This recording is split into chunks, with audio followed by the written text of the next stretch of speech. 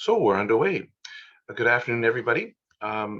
Thank you for being here or viewing the recording. Just want to start off with our land acknowledgement here, if I can find where I put it. I'm not going to attempt the French, I'm sorry. So I want to say that we pay respect to the Algonquin people whose unceded land the University of Ottawa is situated. They're the traditional guardians of this land. We acknowledge their long-standing relationship to this territory, which remains unceded. We pay respect to all Indigenous peoples in this region, from all nations across Canada who call Ottawa home. We acknowledge the traditional knowledge keepers, both young and old, and we honor their courageous leaders, past, present, and future. So that is, the land acknowledgement for the peoples who traditionally lived in Ottawa. But we also note that Chuan is coming to us from London, Ontario. So that's the land, as I understand it, of the Chippewa, Oneida, and Munsee Delaware Nation. News to me as of today. So I put a number of links in the chat to a video that from one of the Indigenous leaders in Ottawa, if you want to know further. But I'll leave that up to you at a future time. So just a couple of things I've noted in the chat. If you have any concerns, direct them to me rather than the speaker. I haven't muted or unvideoed anyone, so putting people on their honor, of course. But I mean, I'm asking people to mute or unvideo yourself as the presentation goes on. Well, we should have plenty of time for a discussion, but I will stop the recording at the end of the presentation, and so you don't have to worry about having your questions recorded. So that's up. I'll turn it over to Francis now. Dr. Bangu, who will tell us a little bit about EDUCLANG, the sponsor of the seminar, before we turn it over to Chuan for his presentation. Francis. Thank you, Doug. So, well, I just wanted to introduce myself. So, Francis Bangu, and I am the chair of the EDUCLANG research group, Education and Language, which sponsors this presentation. One of the mandate of the group is to promote research conducted in Canada in elder education. So one way that we do so, it's by organizing this seminar. So we want to promote, of course, the research of seasoned researchers and also experienced L2 educators, but also the research of upcoming researchers and students, such as Chuan. And so Chuan is going to introduce himself in a few minutes, but we are really excited to have you here today. You are one of our alumnus, and now you are at Western University doing your PhD. So stay tuned for our seminars. You can check our websites at www.educlang.ca, and there you will have access to the recordings of our seminars, which I invite you to watch and browse. So without further ado, I'm going to now give the mic to Chuan. Maybe you want to say a few words about who he is, and before starting the presentation. Thanks, Francis. Chuan. Yeah. Hi, everyone. It's a great honor for me to share of my thesis work in my MA studies. So also, I really appreciate my supervisor, Dr. Fleming, who invited me for this talk, and also my work in my MA thesis was also supported by Dr. Bangu and Dr. Dubla, and I really appreciate that. And if that's okay, I can start my presentation now. Yeah. Okay, so I will share my screen. So first, I will talk about the topic. So I focus on the teacher beliefs about video-based synchronous computer-mediated communication with young Chinese EFL learners. It is a qualitative multiple case study. So before I present my work, I would like to engage you to think about a question. Well, you don't have to answer it, but you may think about it while you are listening to the presentation. So how has your online learning or teaching experience been? So was it good? Are you satisfied? Do you think it's efficient? Maybe you have a lot of like actions or reactions or your own beliefs about your online teaching and learning experience. So with this question in mind, I started my research.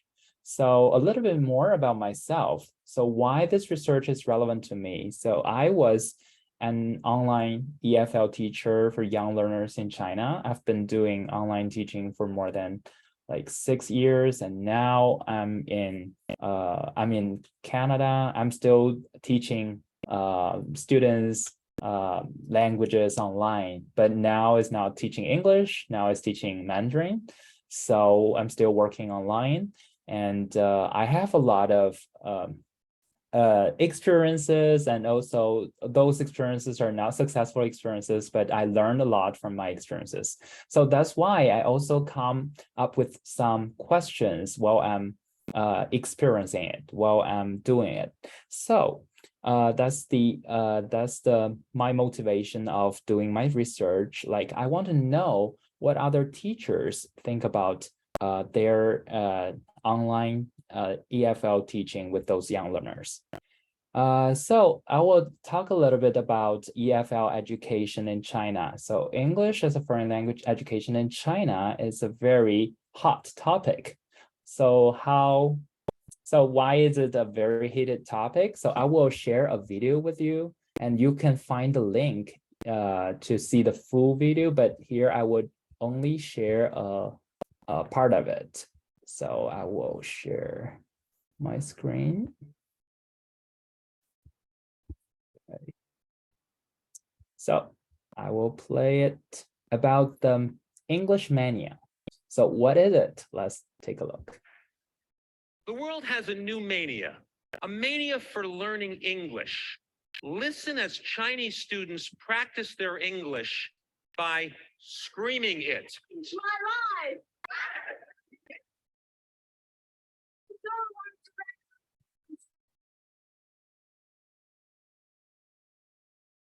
Don't ever want to stay down.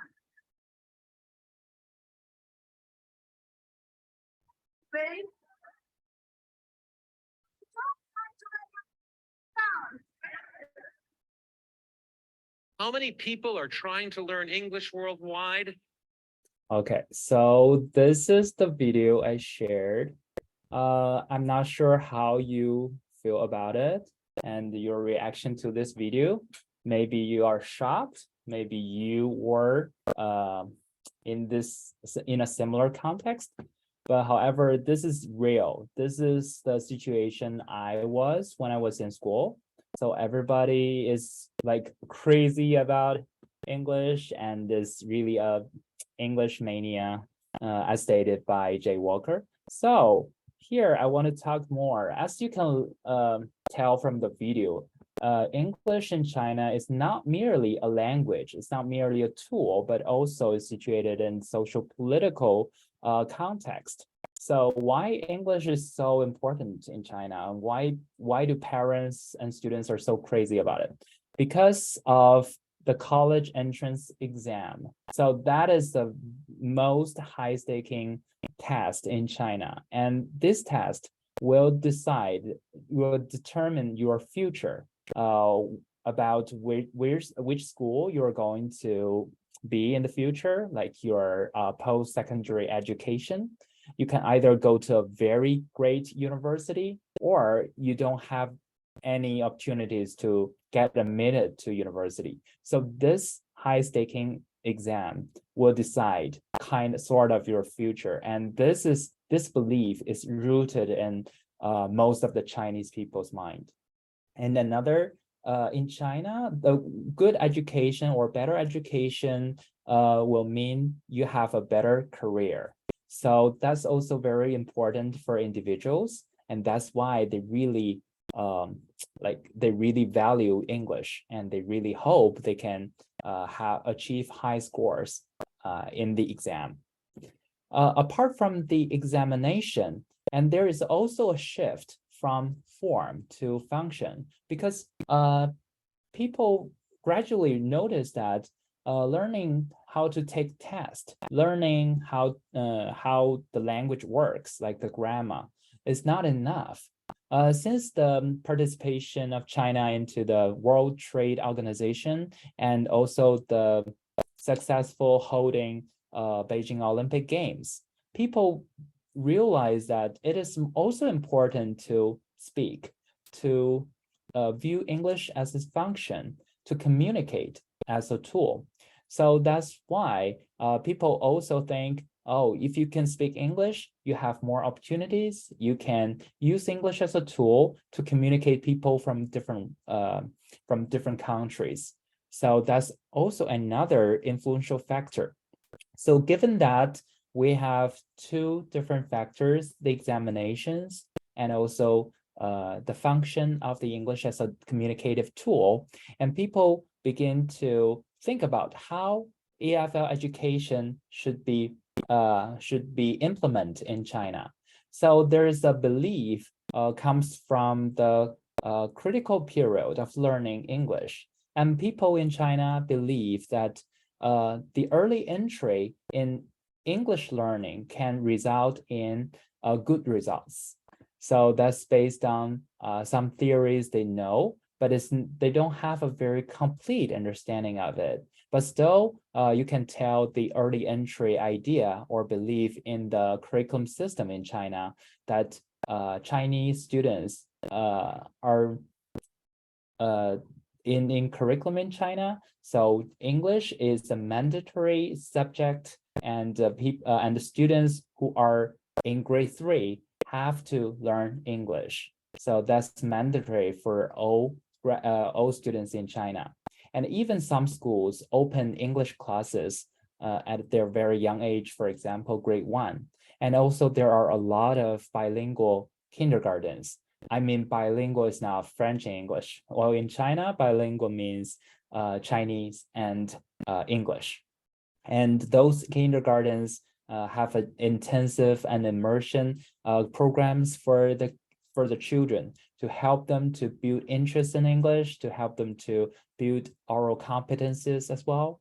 So this kind of trend really influences many people and different stakeholders in the field of EFL education in China. Another wave is the advancement of technology. This also influenced how people view EFL education and how people do EFL education. So with that in mind, there is a kind of new trend emerge in China, which is the emergence of online EFL schools for young learners. And there are many big EFL schools, online EFL schools in China, and each claim that they have more than 10,000 students in their school, and there are a couple of schools like that. So it's a quite prevailing phenomenon in China to learn English at an early age and to learn English online. So after introducing the EFL education context in China, I would like to share some of the potential problems I find when I review the literature and also from my own experience as an online EFL teacher in China. So from the teacher's perspective, many teachers have limited use of technologies, and they may lack of technological knowledge, and some of them even refuse to use technology in their EFL classes.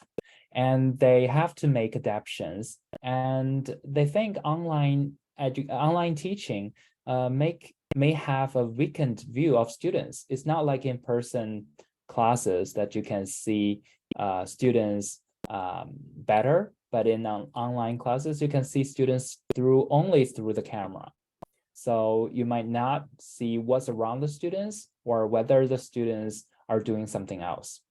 And from the students' perspective, according to the research, young children compared to adult learners may have short attention span. And the online teaching make the students have even shorter attention span. So that also add the challenges in online teaching. And when learning online, students may have higher cognitive load because they're not only learning, they may also manipulate technologies. And that may result in anxiety of learning, and then they may encounter technical issues. And as an adult learner in online settings, we may encounter technical issues that make us feel very anxious, and let alone those young kids. They may not have the capability of debugging the technical issues, so they may need the help from the adults. But some students, some younger students even don't have the awareness of asking helps, so they just let it go. So those are some potential problems in an online classroom with EFL Chinese students. Given that context, I reviewed a relevant literature pertaining to the topic I want to investigate. So first, I review literature about technology integration. And here I want to focus on computer-mediated communication, which is basically the online education. So actually, it has two different modes, synchronous mode and asynchronous mode. Like what we are doing now, we have a Zoom meeting. So this is more synchronous. So it's more real time. And you can see me, you can talk to me. And there's another way of doing education is asynchronous mode, which means maybe some of you may not join me in this meeting, but you may get access to the video after this meeting. So that will be asynchronous because you cannot have real-time interaction with me, but still you can watch the video. And in synchronous, there are two types. One is called text-based, another is called video-based. Text-based is more like we're having a chatting through texting message or WhatsApp. We use those apps to chat, to practice, to learn. That is more text-based synchronous education. While for video-based, it's more like on Zoom or Microsoft Teams that we can see each other, we can hear each other. There are more modes, visual, audio, in the process of learning and teaching. So I want to focus my research on video-based synchronous computer mediated communication, or in short, I call it VSCMC. So because that's relevant to the Chinese context, also relevant to my previous experience. And here, after we delve into the literature about VSCMC, I want to know more about how teacher engage with a technology integration. I found some pros and cons. So technology integration, or we call VSCMC teaching, may motivate language learning.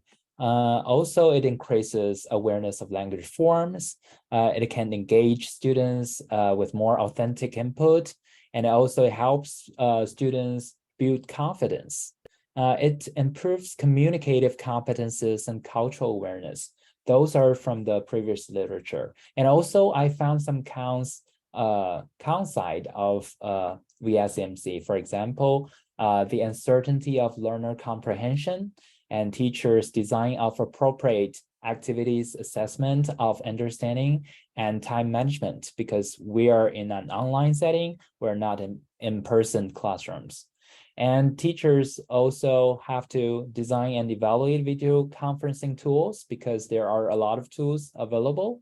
So you need to make decision about it. And then the development of VSMC activities entails multiple modalities, as we have mentioned, not only speaking and written form, but also some visual cues, gestures. So because of the modes are different, so you have to consider it when you develop your own curriculum or instructional design. And after we know more about VSMC and its pros and cons, I will talk about teacher belief. So why do I want to focus on teacher belief is because I noticed in the previous literature that teacher beliefs are a critical influential factor for teaching practice. According to Pajors and other scholars, they demonstrate that teacher beliefs can help teacher explore and explain teaching practices.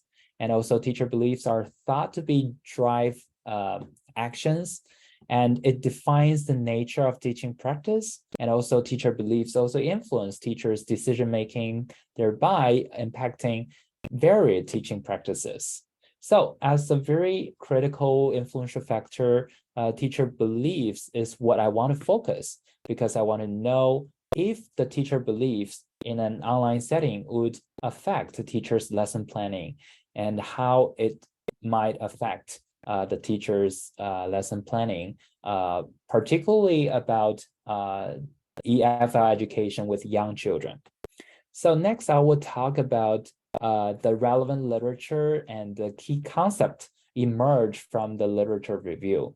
So I want to define the key terms in this study.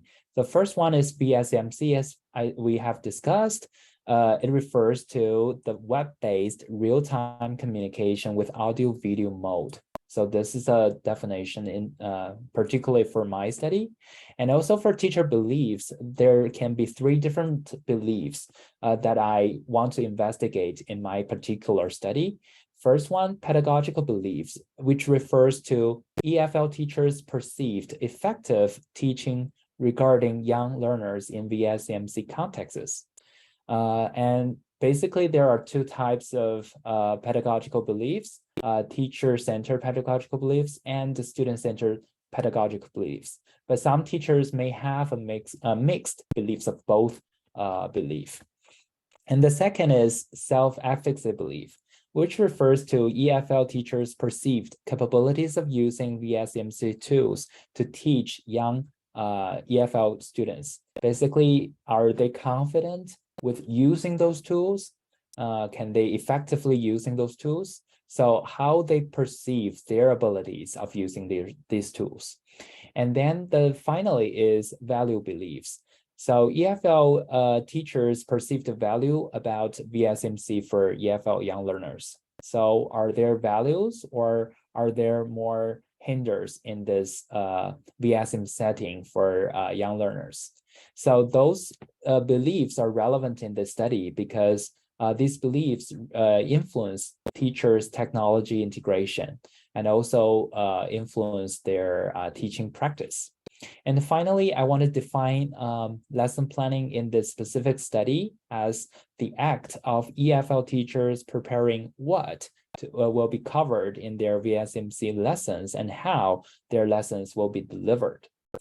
So after I define this concept, I will present the conceptual framework based on the literature review in the context of VSMC setting, and how do the teachers' belief systems, including pedagogical belief, self-efficacy belief, and value beliefs, will influence their lesson planning. So based on the conceptual framework, I come up with the research question. How do EFL teachers' pedagogical beliefs, self-efficacy beliefs, and value beliefs about VSMC influence their lesson planning? So to resolve this research question, I think about using qualitative multiple case study, because qualitative multiple case study can help me draw insights from multiple sites or programs to investigate the same issue or problem. So that allows me to investigate or explore or talk to teachers from different schools who are using different technological tools. And also it helps me obtain an in-depth understanding of participants' beliefs and decisions. Since this is a qualitative, explorative study in nature, so I want to get more in-depth and rich data from the interview.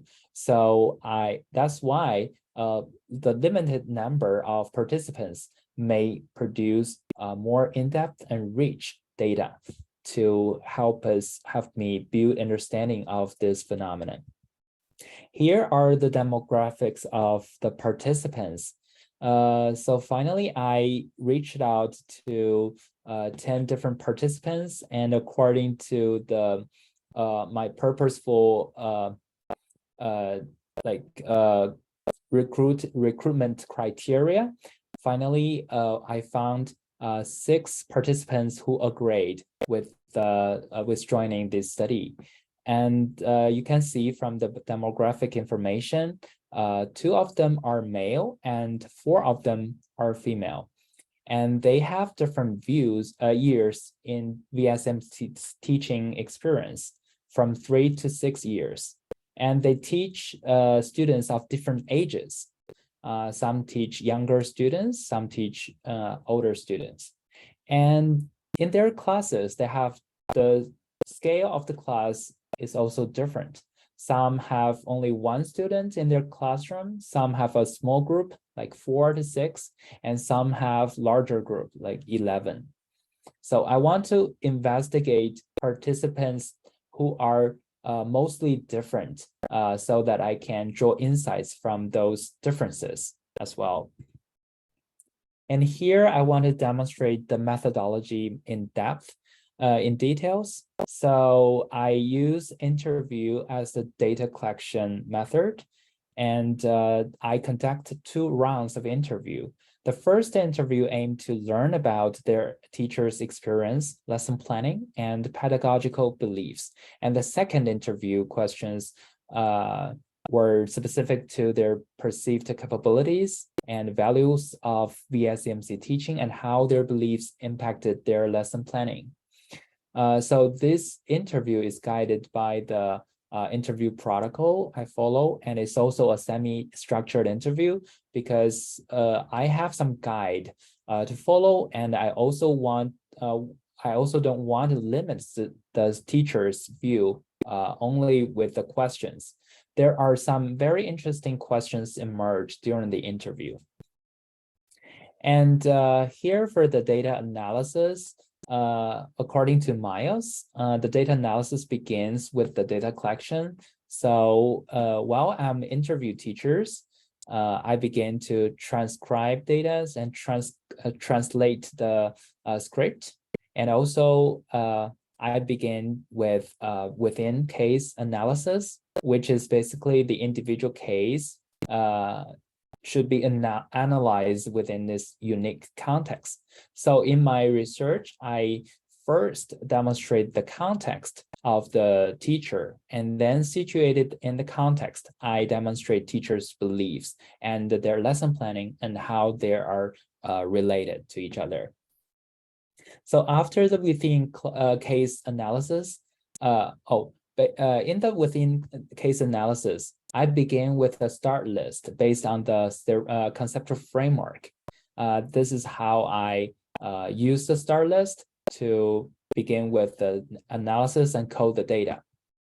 And then in the coding process, I use ANOVA in vivo to code the data. And then I first develop the code book with the emerging code, and then revise the code book with another set of the data, and then finalize the code book to code the rest of the data.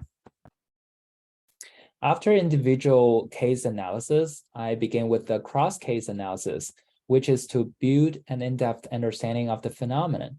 The cross-case analysis examines the similarities and differences among all cases to strengthen the research. So here is some examples of how I analyze the data across cases. So I put the data together and use color codes to see what's common and what's differences. Are there some agreements and disagreements? And finally, based on what I find about their value beliefs, there are some themes about the pros and cons. For example, for pros, teachers think about the flexibility of online teaching and the technical features and small scale classes compared to the in-person classes. And for cons, there might be lack of physical activities and distance, and there might be limited choices of activities, and teachers are unable to see students clearly compared to their in-person classes. So after talking about the data analysis, I will present the findings. Basically, there are three main findings in this study. First, teachers' perception of how their beliefs influence their teaching practice, which is lesson planning. So all participants believe that their teacher beliefs will guide their lesson planning. And there also can be a consistency and inconsistency I've noticed in this study, like how teacher beliefs influence the lesson planning. So I will elaborate shortly. So first, I will talk about teachers' perceptions.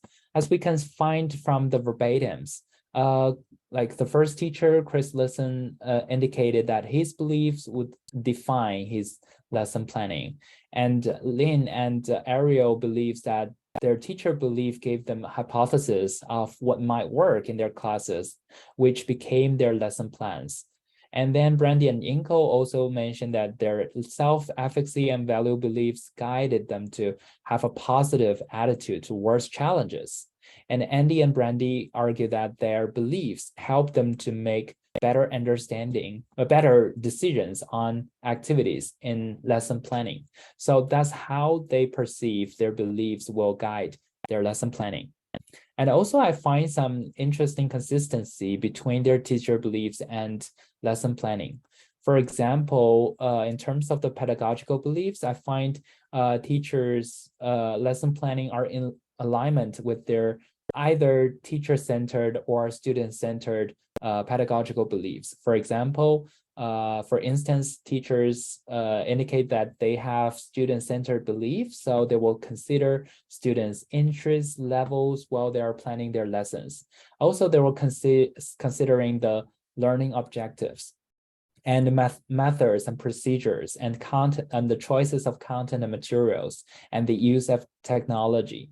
For value beliefs and self-efficacy beliefs, they think those beliefs really affect their technology use, like why they want to choose to teach online and why they enjoy teaching there, and how they use technology more confidently when engaging students.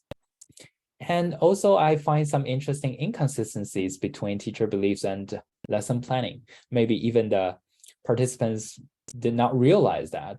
So first, for example, Lin argued that she's more teacher-centered in an online setting. But when she talked about her lesson planning, she mentioned she would plan her lesson through considering students' ages, levels, and interests. I believe those are not teacher-centered actions. Those are really aligned with student-centered beliefs. And Chris Listen argued that he is only student-centered. He's like a big fan of student-centered belief.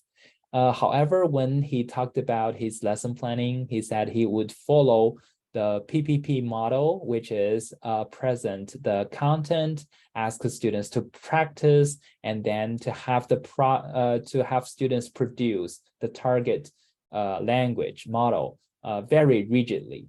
I think this might contradict with his student-centered belief. And for Inko, Andy, and Brandy, they argued they may have some student-centered belief while they're doing online teaching. However, I find some teacher-centered activities during their lesson planning. For example, Inko said, I am student-centered and I will use teacher-directed games. So I personally don't think teacher-directed games are student-centered because everything is teacher-designed, teacher-controlled, and students don't, that does not allow too much student agency in the teacher-directed games. For example, just guessing an animal. And Andy's claimed that he is student-centered when designing his lesson. However, he only follows the ready-made materials. He would rigidly use the questions at the end of the book, in the textbook. He did not come up with any other questions, or he did not make adaptations to those questions based on different students. So that would allow me to question his student-centered belief with only rigidly follow those ready-made materials. And Brandy also claimed that she's student-centered when designing her lesson. However, she used teacher-directed activities to help students drill their grammar and vocabulary. So I don't think drilling activities, although they are activities that engage students, but I don't think they're completely student-centered activities. Given the results I found, I situate those results within the literature I have reviewed. And here I discuss the results like this. The first, teacher beliefs explicate the differences in planning technology integration. And the research shows that teacher beliefs guide teachers' decision-making in lesson planning and their use of technology, which align with the previous literature. And teacher-centered and student-centered approaches are supported by their pedagogical beliefs. And besides, teachers' perceived self-efficacy beliefs also influence their teaching practice, which, according to the participants, help them to deal with the difficulties such as technical problems or any other technical issues. And teachers' perceived value beliefs also informed their teaching practice, because all of these teachers who have been doing online teaching for more than 3 years, they really enjoy teaching online, although they discussed a lot of flaws in online teaching, but they still think online teaching will benefit a lot of people and to promote education equity and to allow them to teach students not only in their own city, but to teach students from other regions, even some poor regions in China. And with the understanding of the benefits and downsides of the SMC teachings, teachers would make appropriate decisions on lesson planning. For example, teachers may rule out activities based on their disadvantage of VSMC teaching. So, for example, they're teaching, the duration of the class is not like their in-person teaching, like 2 hours. They make adaptation to it, make it like half an hour or 40 minutes. It's shorter, and the activities, some of the in-person activities that require physical movement, they just rule out those activities, and they change those activities with more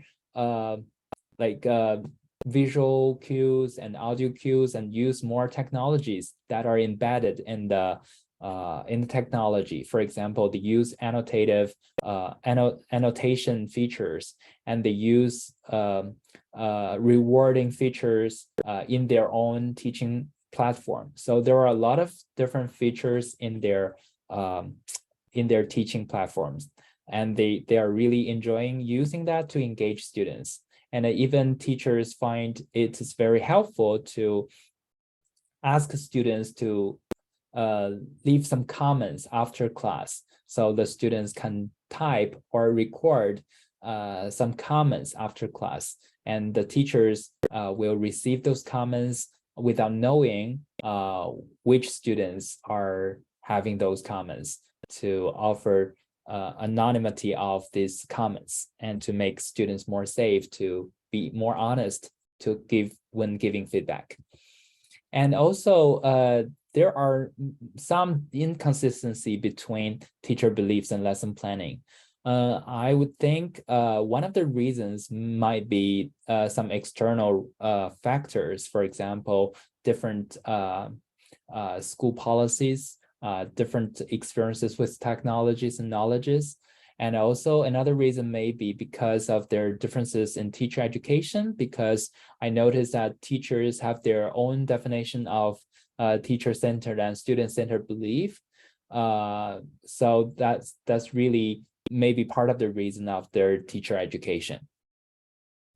And finally, I would summarize my presentation by highlighting the theoretical and practical implications. So this research, I think, is very urgent and timely, since the post-COVID-19 era also entails teachers to be capable of teaching online. So for example, I'm still teaching online because many parents share their ideas that they think online teaching really make them like easy for saving time. They don't have to travel, send their children to the school, to a physical school, and they can easily enjoy their own time while students are learning things. And teacher trainers should be aware of teacher beliefs to better prepare the pre-service teachers. And teaching platform developers should also acknowledge teacher beliefs. They should develop customized tools for teachers to use. Because, for example, some participants argue that there are some functions in Zoom that are not very friendly for children, for teaching young children. And for example, the breakout groups. If you put children in breakout groups, you cannot manipulate different groups at the same time. It's very different from an in-person class that we have group activities and the teachers are talking with one group. At the same time, teachers can also watching the other groups. But in the setting of Zoom, it is quite impossible for teachers to do that. That could be a limitation, and maybe there can be some technology advancement that can allow that happen. And this research also fills the gap of understanding VSMC in the field of EFL education for young children. Moreover, it offers detailed account to support previous findings. And I think next steps, maybe I'm also interested in to investigate teacher beliefs from other contexts, for example, in Canada, and French as a second language education, and also explore asynchronous EFL education with young learners or blended learning, and also collect other sources of data, such as class observation, collaborative lesson planning and reflection and surveys, things like that. All right, so that's basically everything, and welcome to any comments and questions. Thank you, Chuan. That's great. Thank you. I'm going to stop the recording, Yeah. so that people don't feel inhibited in asking questions, that sort of thing. And as I said, Chuan, I'll send the recording to you for your approval before we post it on the website. Thank you. Great.